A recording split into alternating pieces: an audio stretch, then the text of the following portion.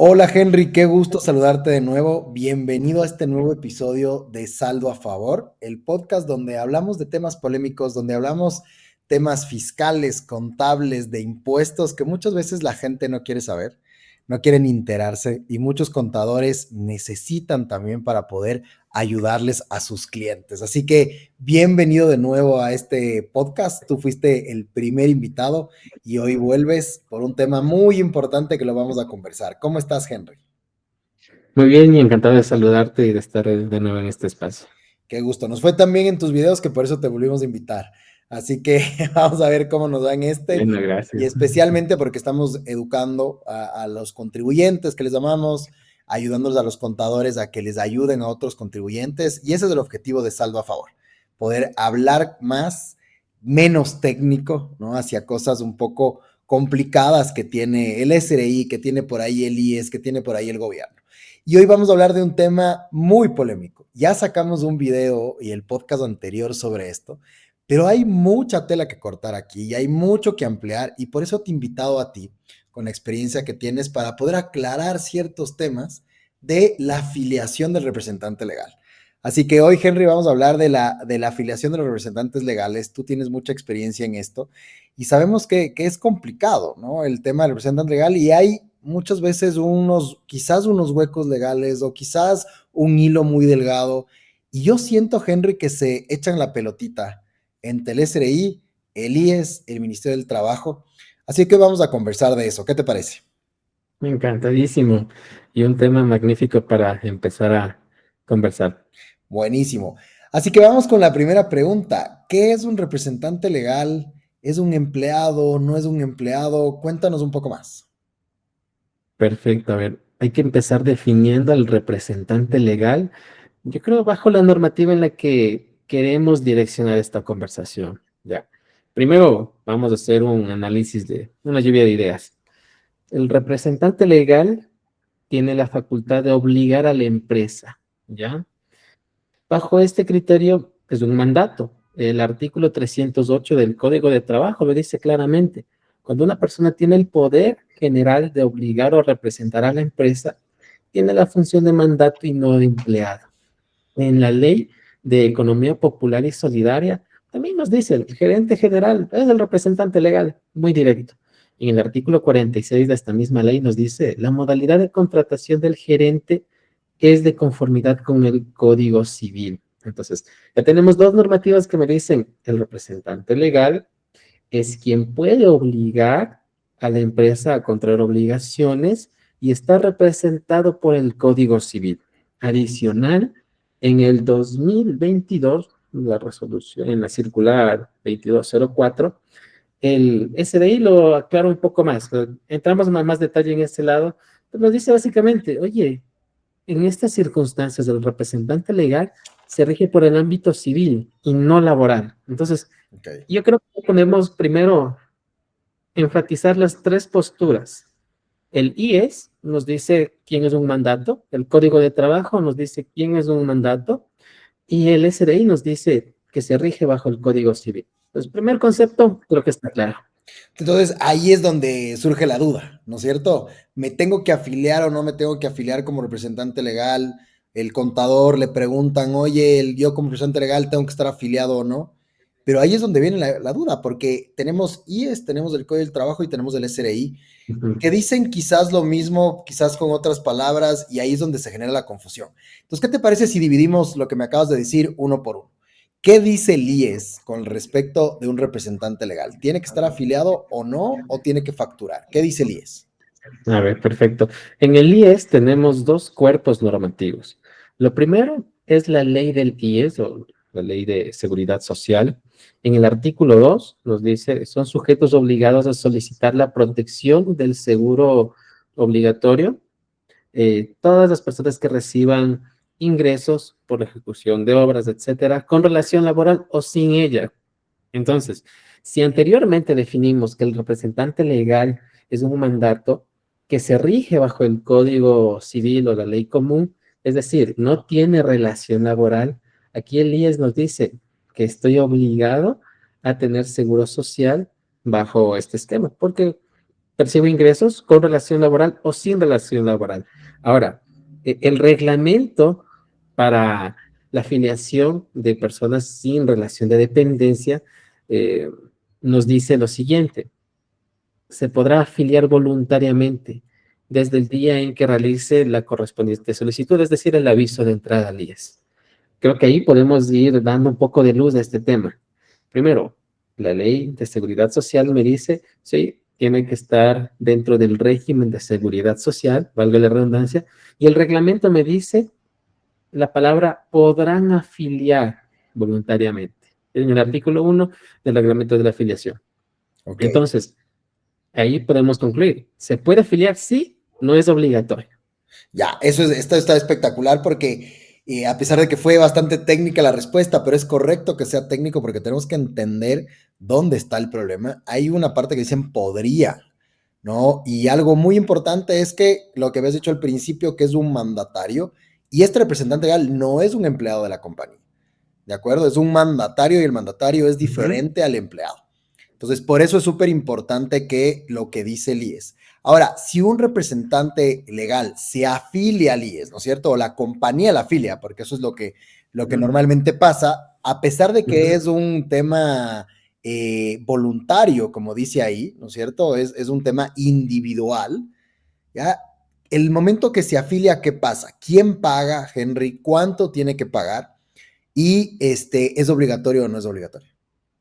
Ya, perfecto. A ver, em, pongamos el ejemplo. Tenemos un representante legal que se va a afiliar al IES. Primero tiene que estar bajo el código de afiliación correcto, que es el código 109 para administradores o gerentes sin relación de dependencia. ¿Ya?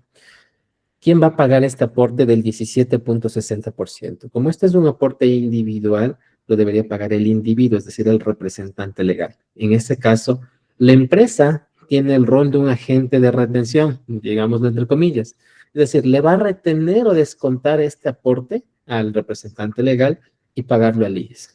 Y de la factura que emite el representante legal, obviamente más IVA, menos retenciones y menos el aporte a la seguridad social, es el valor que va a recibir el representante legal. Perfecto. Ahora, Luego nos vamos a ese tema de la factura que ya ah, ahí ya le metiste al SRI, ¿no? sí, Perfecto. claro. Entonces, en el IES ya estamos hablando con las preguntas que te hice, es un tema individual, entonces se tiene que pagar el 1760, que no significa que es la afiliación voluntaria, es una afiliación diferente, la de representante legal, que otra, pero no es que te afilias como representante legal, nos decías que te afilias como un gerente, como un administrador, ya que Ujú. no tiene una relación laboral. Y eso significa que no tiene ciertos beneficios que tiene un empleado. Correcto, correcto. Claro, porque son dos regímenes totalmente diferentes. El uno es el empleado en general, donde tienes prestaciones sociales que lo dictamina la misma normativa, el Código de Trabajo, y el otro es el gerente administrador sin relación de dependencia. Como no tiene relación de dependencia, no es empleado, no tiene las prestaciones sociales de los empleados. Estas, ¿cuáles son? Decimos sueldos, ya por poner en un costal todo eso, pero aparte que no tiene el representante legal o la persona que está afiliada sin relación de dependencia, no tiene seguro de desempleo, no tiene fondo de cesantía, porque obviamente no aporta el fondo de cesantía, Ah, no puede acumular fondos de reserva ni los tiene, no tiene derecho al subsidio monetario por accidentes o enfermedades no profesionales o profesionales, y no puede acceder al préstamo quirografario. Estas son beneficios o prestaciones netamente para los empleados. empleados. Y como vimos, no es un empleado, es un mandatario. Ya, Correcto. así que está. Entonces, en resumen, sí, te puedes afiliar como representante legal, no tienes ciertos beneficios, nunca lo tuviste porque no eres un empleado, sino eres un mandatario, Ujú. ¿no? Y vas a pagar 1760 de tu afiliación. Ok, eso es lo que Ujú. dice el IES. Vamos con lo que dice el SRI, porque tú decías, ok, pero puede emitir una factura o debe emitir una factura. Ujú. Ya, ¿cómo es esto? O sea, estoy afiliado, pero tengo que emitir una factura. Cuéntanos qué dice el SRI y hacemos match con este tema de la factura. Entendamos un poco ahí qué es lo que le interesa al SRI. Al SRI lo que le interesa es si el gasto es deducible o es no deducible y si el ingreso es gravado o es exento. ¿Por qué? Porque con estos criterios determina la base imponible del impuesto a la renta. Específicamente, el gasto del representante legal es sueldo. Ya vimos que no puede ser sueldo porque no es empleada, ¿ya? Podríamos decir lo que es un honorario. Entonces, en el artículo 10 de la LORTE y del reglamento, en el artículo 28, nos dice que se deduce la parte respecto a la cual el contribuyente ha cumplido sus obligaciones con el seguro social, ¿ya? Es decir, bajo la LORTI y la RALORTI debería aportarse los sueldos, pero si yo estoy regido por el Código Civil o por el derecho común, no aplica mi aporte al IES, mi aporte patronal. Entonces, al SRI lo que le interesa es esto: ¿es deducible o no es deducible? ¿Cómo lo hacemos deducible para el SRI? Factura, para que el representante legal pueda declarar sus ingresos, pagar su impuesto a la renta y deducirse sus costos o gastos personalmente. Excelente. Entonces, este sueldo que tienes como representante legal no es un sueldo, ¿no es cierto? No eres un empleado. Entonces, facturas para que para la empresa esa salida de dinero sea deducible. Eso es lo que nos cuentas, Ujú. Henry. Correcto. Ya, pero ¿es un sueldo o no es un sueldo lo que recibes? Ah, a ver, definámoslo. El sueldo y salario es el beneficio que tiene o la contraprestación que tiene un empleado. Podemos decirle sueldo mal llamadamente, pero es un honorario, al final Un de honorario. cuentas. Perfecto, y por Ujú. eso se factura. Correcto. Yo no puedo decir que un empleado me factura su sueldo. Estaría infringiendo en la normativa. Ok, Entonces, pero un digamos representante que legal, sí, sus servicios de representante legal. correcto. Excelente. Claro. Y por último, ¿qué dice el Código del Trabajo? El código de trabajo, bueno, lo empezamos nombrando al inicio, pero nos dice básicamente cuándo es un empleado y cuándo es un empleador. Empleado, lo que decíamos, perdón, mandato, lo que decíamos. Cuando yo puedo obligar a la empresa, es decir, a contraer obligaciones y derechos y la puedo representar externamente. Pero hay una línea en el artículo 308 que nos dice, si el mandato se refiere únicamente al régimen interno de la empresa, el mandatario será considerado como empleado. Quizás esta línea nos dice que yo puedo tener un representante legal que es empleado.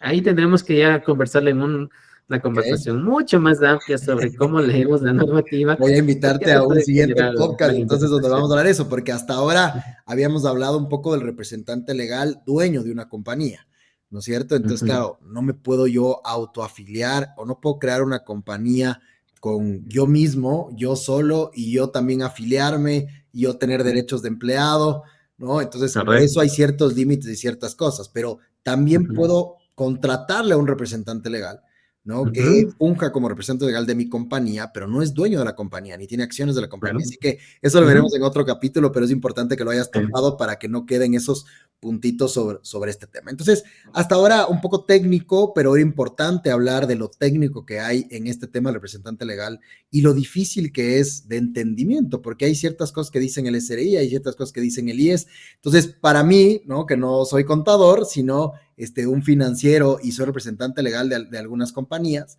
el tema era ¿no? El IES te dice que sí, que te puedes afiliar, que te puedes, pero que no es obligatorio. El SRI, para que sea deducible, te dice que tienes que facturar. Entonces, mucha gente solo factura o mucha gente solo se afilia, ¿no? Y ahí es donde Ujú, vienen los problemas y este tema que en algún futuro te puede causar problemas. Así que, por ujú. último, Henry, ¿qué debe hacer un representante legal con todo lo que acabamos de ver y cuál es tu recomendación? El representante legal, a ver, tiene que entender que está recibiendo ingresos y sus ingresos deben ser reportables y tributables al SRI, ¿ya? Si es que yo percibo ingresos, ¿cuál es la forma en la que yo debería tributar? Si soy un empleado, por sueldos y salarios y declaro mi impuesto de renta personal, pero si soy un prestador de servicios, en este caso un representante legal, debería facturar y mediante ese mecanismo pagar mis impuestos. Ahora, ¿me debería afiliar? Sí, tengo el derecho a afiliar. Quizás no es obligatorio. Quizás yo como Henry tomo la decisión de no afiliarme, pero tampoco tengo las prestaciones del Seguro Social. Quizás sí estoy infringiendo en algo que me dice la ley de la Seguridad Social, que debería acceder al Seguro Social, ¿ya? De hecho, este artículo 2 de la ley de la Seguridad Social nos hace inferir que todas las personas que recibimos ingresos con o sin relación de dependencia deberíamos estar afiliadas al IES. Hay otros países que no puedes tener ingresos si no estás afiliado a un instituto de seguridad social o de seguridad privada. En Ecuador no es tan desarrollado ese tema, pero sí nos infiere que todos deberíamos recibir ingresos. Si yo soy un independiente, debería aportar y afiliarme al IES. Nunca me dice con qué código o con qué tipo de régimen debería aplicar. Eso es diferente. Ese régimen con el que debo aplicar quizás es la mala interpretación de algunas personas o los temas que se han ido actualizando conforme avanza el tiempo. Pero como conclusión, ¿deberíamos afiliarnos? Sí, sí quiero tener prestaciones de seguridad social, pero debería pagar mis impuestos personalmente, que es lo principal. Porque si no, para la empresa va a ser un costo no deducible y para mí va a ser un ingreso evadido ante el SRI porque no lo estoy tributando en ningún lado. Puedo tener 100%. estos problemas. Buenísimo, Henry. Muchísimas gracias por tu tiempo. Los contadores que nos escuchan, pongan sus comentarios. Sabemos que este es un tema polémico, pero queremos discutir más, queremos conversar y que toda la gente y todos los representantes legales hagamos bien las cosas. Gracias por tu tiempo, Henry, por la gran explicación y nos vemos en el siguiente episodio. Un gusto. Hasta luego.